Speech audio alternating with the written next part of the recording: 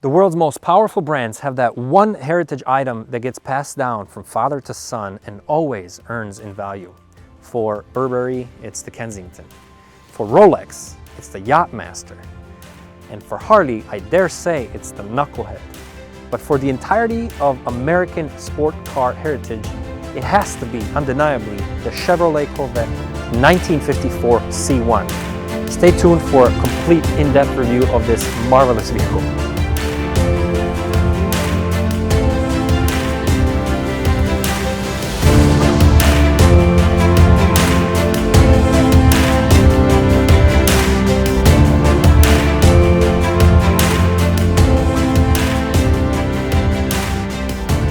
Zdravo I dobrodošli, bon dia, bienvenidos, servus, willkommen, buenos dias, bienvenidos, greetings, motorists, and welcome to a very special review at Pegasus Motorcycle Tours and Consulting.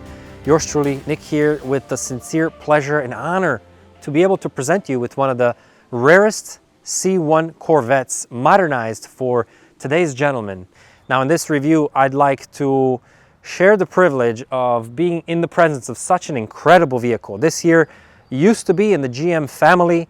It sat on the floor of the National Corvette Museum in Detroit, Michigan, from where I too am a proud transplant. Now bathing in the sun of Southern California, I'd really like to take the next few minutes just to introduce you a little bit to the history of Corvettes and then how this one right here is unique, very special, and much improved. A lot of effort, a lot of love, a lot of time, and a lot of money went into this vehicle right here. And stay tuned till the end. It is for sale. Somebody with very deep pockets and a lot of love for this vehicle might be the next owner of this incredible specimen. This is a one-of-a-kind, incredible C1 Restomod. It belonged to a GM executive, long time, 45-year-old history with the company. His name was Darwin Clark, and this man, a huge car guy, aficionado, collector, etc., very, very much involved with Corvette, decided to purchase this body of a C1 in 2001. That was done for about $20,000, and then he spent the next 3 years completely rebuilding it into a modernized vehicle with a modern engine, suspension, brakes, everything you need to actually enjoy this properly in today's road conditions. So I created this one-of-a-kind, modernized Restomod, basically, roadster of the original C1. Before I get into that, let me actually walk you a little bit through the history of the C1 Corvette. Not too much, because this is not a history of the C1. This video reviews this specific C1. But again, this is a modern C1. It has a modern LS1 engine from a 5th generation Corvette, and it has modern components such as braking, transmission from the C4 Corvette. So this is very much an upgraded C1 for today's roads and today's standards. So picture yourself 1953, post-war America is thriving. Everybody has a little extra money in their pocket from all the post-war industry related boom, and Chevrolet decides to create a car to market to the American man who wants power and this beautiful, gorgeous, sleek design of that era's Motor City vehicles. So Chevrolet Corvette creates the C1, 1st generation, markets it as America's first sports car. Now, by today's standards especially, that's very much a stretch because the vehicle was underpowered. It had about 105 horsepower, the same blue flame engine borrowed from the Bel Air family vehicle, and married to a 2-speed power glide transmission. Not very exciting, especially for the money that it came out. At the time, the goal was to have it hit the market somewhere around $2,000, $2,500, but it reached $3,500. At that time, that was a lot of money for everything else that was on the market, like Jaguar's XK 120. Had a 4-speed manual and 120 horsepower, just a more spirited vehicle. So in order to make this vehicle appear better priced than it actually was, Chevy decided to do something a little bit unfortunate, and they listed the 2-speed power glide transmission as an option for about $178, something to that effect, back in '54. But there was no other option aside from that one. So if you wanted a car with the transmission, you kind of have to opt in for that one. So pretty interesting story. So truth be told, the Corvette in '53 especially was never really a true sports car. Most people looked at it as a classy boulevard cruiser. I don't mind that designation at all. This here definitely is a sports car because it sports all the modern technology of the LS1 engine from a C5 and the transmission and brakes from the C4. Incredible roadster that I wonder, are my kids ever going to get to know? We're moving away from the internal combustion engine, and I feel like this car is such a wonderful representative of the beauty of such a thing. As we move on to a greener, cleaner, quieter, maybe not as exciting, drivable future, today, as the sun sets beyond the Pacific, we enjoy and celebrate the internal combustion engine and America's original sports car. Believe it or not, it was very difficult to sell these vehicles, and at the end of the year, even though 3,600 were made, 1,500 still remain in dealership parking lots. So GM went back to the drawing board and started improving on the vehicle. And one way they did that is by basically making the engine much more powerful, fitting the name. So between 53 and 54, the power output increased by nearly 50%. So from 105 to 150, pretty impressive. Among some of the improvements between 53 and 54 that account for that increase in horsepower were a more radical camshaft rubbing on solid lifters, dual valve springs, and a higher compression ratio cylinder head from 7.5 to 1 to 8.0 to 1. All of this contributed to a large gain of horsepower to the 54, but the main contributor has to be the 3 Carter-type YH side draft carburetors featuring bullet air cleaners with an aluminum manifold. 150 horsepower was then achieved at 45,000 RPM, and 0 to 60 somewhere around the 11.6 mark, and a quarter mile just under 18 seconds. The design was heralded by Harley Earl. This name, if you're in the motoring industry, rings a bell because he is an icon in the world of classic American muscle cars. Nothing beats cruising around in a beautiful roadster, classic muscular American power in this gorgeous Southern California sunny day. Now, out of the 3,600 of these made the first year, the vast majority were a color called Polo White with this red interior. I think something like 80% of them. Another 300 were pennant blue with a tan interior, and another 100 were produced as sportsman red with the red interior. It is said that only 4 black models exist. Pretty incredible to be able to sit here under the California sun as it hits on this perfect chrome and perfect paint of this gorgeous, gorgeous vehicle. Now, the story of this particular C1 is that in 2001, a C1 body was acquired.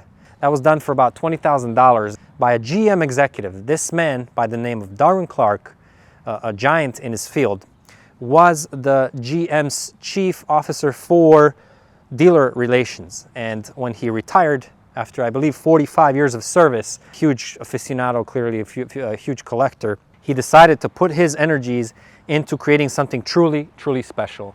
And special it was. After 3 years of making this vehicle with incredible effort and talent put into it, it's no wonder that this vehicle won Best in Class and Best Sports and Show at the 2004 Detroit Autorama. Very prestigious awards. To realize his dream of building the modern version of the C1, Darwin Clark hired Newman Creations of Templeton, California. Now, this company was by then very well known in retrofitting certain aspects of the C1 to be able to accommodate more modern Corvette parts. What they did was to rework the front end to incorporate a C4 chassis and components to existing frame. And they did this by putting in a double wishbone front end with softer Bilstein suspension and independent rear. The full brake package has been retrofitted with master power brakes, so you have powerful disc brakes on all four. All of that came straight from a C4. It's a special experience, and it actually, to me, it rides better than a C4. There's something about the tight feeling of this small vehicle and cockpit. I don't know, the C4 feels tight for sure, but you lay down more in it. You slip your body, your legs are way ahead of you. This car, you're really cruising. You're cruising, your body is upright, and you're just powering through. The power is incredible, it's amazing. The engine itself, however, came from a C5. Clark was an avid collector of Corvettes, and the C5 simply spoke to him better. He enjoyed that motor more.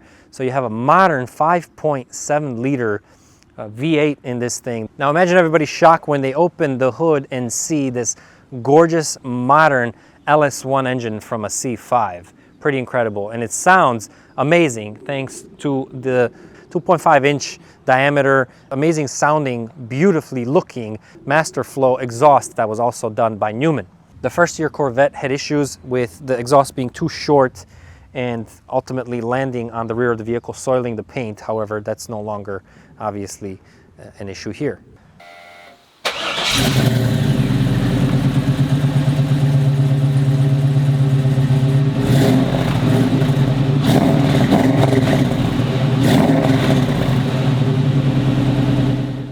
The LS1 engine from the C5 was then married to a 4L60E transmission. This is a 4-speed automatic transmission, and then what you get is a truly modern powertrain that reflects the reliability and the really exciting power output of modern day Corvettes. Now, I was on the market for a Corvette too. I always loved the C4 styling, and I happened to come in contact with a owner of a 20,000 original mile C4 1995, I believe it was, with this incredible red leather interior, also black. And there's a certain feeling you get when you sink your body deep down in a Corvette. This is obviously exceptionally special, but Corvettes have a way to make you feel like you're not only part of the vehicle, that you are vehicle. The vehicle is an extension of your body. The very light weight and the agility and the power of the V8 being like a wedge fighting through the air is just a very special feeling. So I too have a very particular desire and love for the C4 Corvette myself. This here takes it to a whole new level. For me, this Flowmaster exhaust really takes the cake. It's just so sexy. I mean, it's so grunty. It really wants to be ridden hard. We're gonna turn around here and see what it sounds like. A lot of trash on the road. Well, enjoy.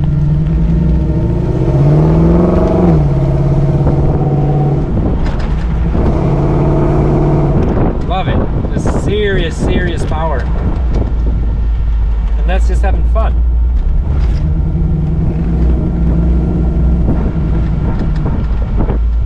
The suspension, very stiff, you feel everything, but that's the whole point. Unlike the original one with Armstrong steering, this does have power steering, but of course, being a roadster, it is a very stiff ride. And for corners that are tight at high speed, that's all you need, all you want. For Darwin Clark, the main concern always had been to maintain the influences of GM's head of design, the late Harley Earl. After its time in California, the vehicle was shipped back to Michigan and given to Steve Pastiner of Advanced Automotive Technologies. He's also the proprietor of Pastiner's Hobby Shop. Now, if you've ever been to Detroit, and if you ever had the pleasure of going to the Woodward Dream Cruise, as I have, having been a resident there for about 20 years, every August on Woodward Avenue, you can find his hobby shop full of aficionados, and there you can actually buy some pretty incredible and accurate models and other hobby and collectible items. Now, he was known for creating very interesting concept vehicles, such as taking a modern C5 Corvette interior and body and retrofitting it, or fitting body panels to make it look like a C1, but the even rarer Nomad. This was a two-door wagon, basically a shooting brig. Pretty incredibly beautiful looking vehicle. The wheels themselves, the very classic, beautiful PS engineered Heli brand kidney bean design. 245 by 50Z, keeps the Roadster planted to the floor. Spirited driving is what this car was intended for. And one painstaking detail that I have to praise Mr. Steve Pasteimer for is how much effort was given to make sure that the body panels fit exactly at 3/16 inch and no more, no less. And there's no discrepancy in this entire vehicle. Everything fits exactly where it ought to be. I love it. It's a pure pleasure to the senses to behold this vehicle in motion, especially, which is what we're about to do. Steve Steiner also worked on these gorgeous mirrors. These are from Waterford crystal goblet style mirrors. Very, very beautiful aerodynamic design. I love that. I think that's a really, really nice touch.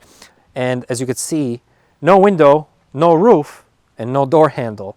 But Southern California, so no problem. You open it from the inside like a true gentleman, and what you get is a feast for the senses. Now, what they've also done is to make this vehicle drivable by a modern human being.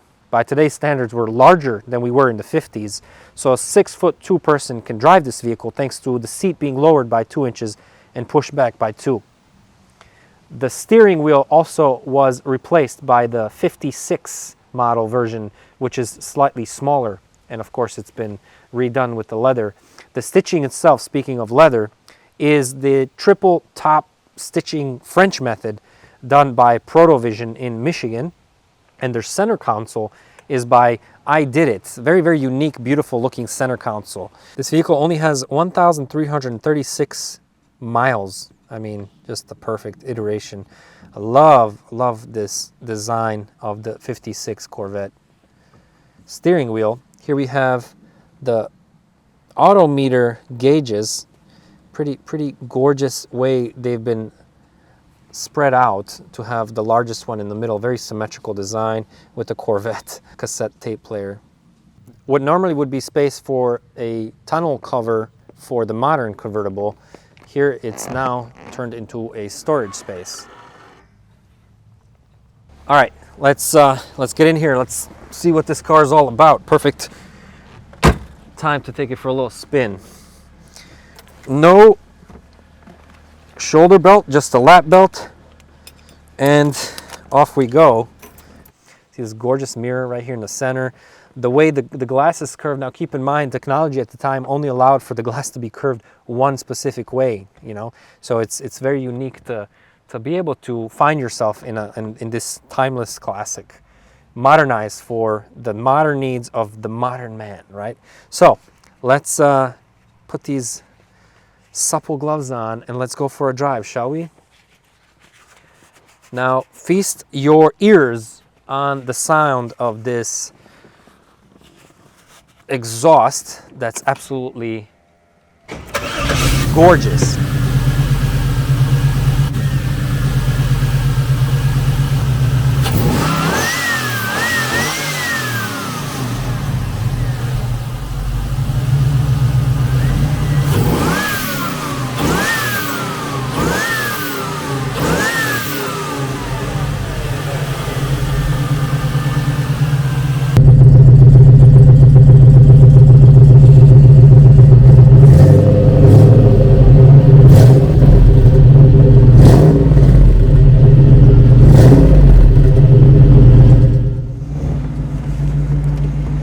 Oh, it's very tight in here.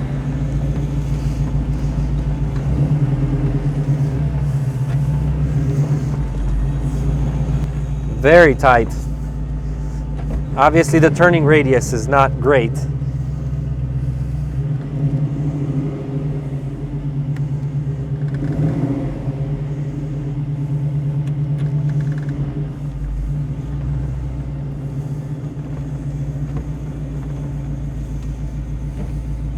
I'm 5'8". It feels a little tight, but feels nice and intimate. Not a lot of room for your shoulder, but absolutely beautiful, beautiful.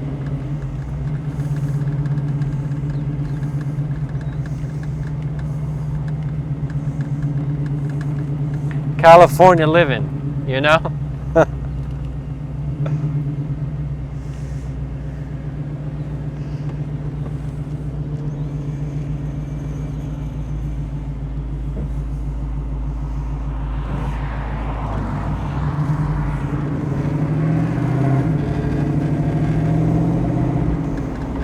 Love it. Beautiful.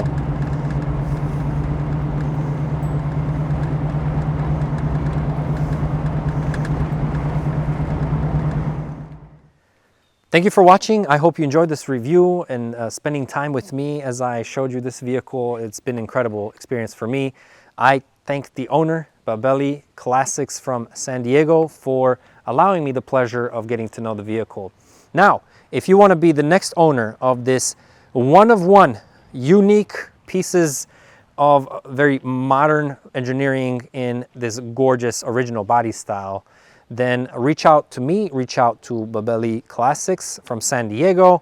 Just know that a very similar model sold at Barrett-Jackson recently for $520,000.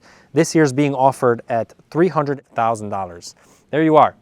But in the meantime, my pockets are not that deep, so I gotta go to work.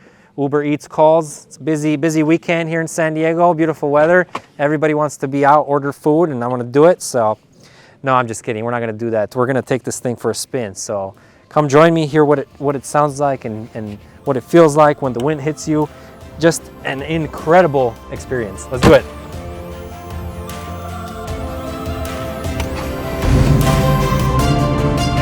Let's go.